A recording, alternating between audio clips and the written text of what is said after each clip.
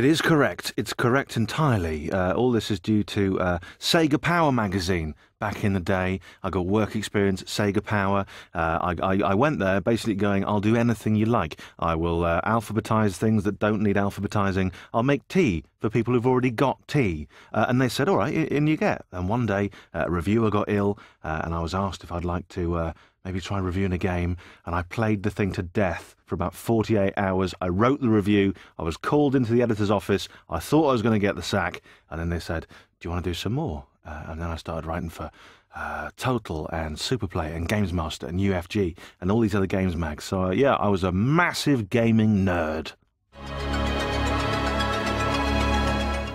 I got this part in Assassin's Creed 2 when I went to the Video Games BAFTAs and I was asked to present an award, and I could bring someone. So I took my friend Mikey from school, who essentially has now a museum of all the consoles of the past, including the really rubbish ones like the Game Gear and the Dreamcast and the Jaguar, things like that. He's got everything. And I thought it'd be a brilliant thing for him. So we're like wandering around and he's running up to games designers and shaking their hands. And then a friendly-faced fella wanders up to me and says, hello, I'm Manab from Ubisoft. Can I have a word? And we have a little chat, and then he emails me a couple of days later and he says, do you want to be in a game? The answer was yes, and it was this one. I've done voiceovers, but never as a character and never in a kind of a video game. Usually saying things like, hi, give your pizza a kick. Things like that. So, you know, I can't really get away with that for the entire duration of a game, I've slowly realised. But I tried to model this character, the historian, on myself. I was a little bit dubious when Manab sent the script over and he said, it could have been written for you, you're perfect for it. And I opened it up and it said, sad, nerdy, angry, lonely man. Thanks, Manab. So this is the first time that I've done an sort of in the game, is that what we call it, in-game voice character type of thing. But you know, I enjoyed it.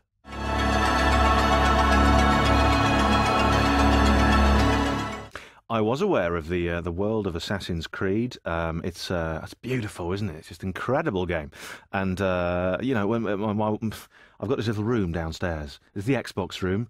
That's what I call it. It's got a telly in it and an Xbox. That's all that's really in there. And sometimes late at night, my wife will walk past and she'll dare to come inside to see what's going on.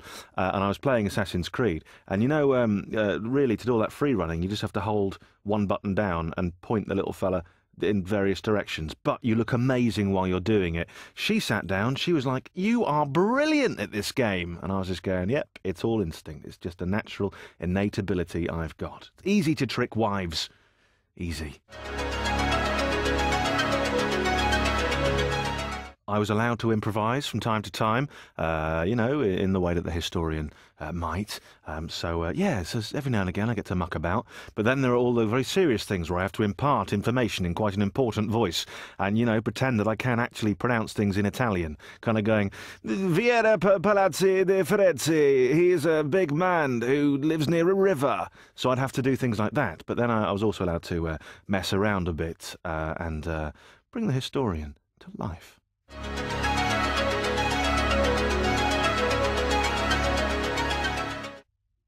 What do I feel I can bring to the role of a douchebag? I sense that's a loaded question somehow. Again, I think that probably why I was asked to be involved in the first place. They went, what douchebags have we got? Any British Wallace, get us Wallace.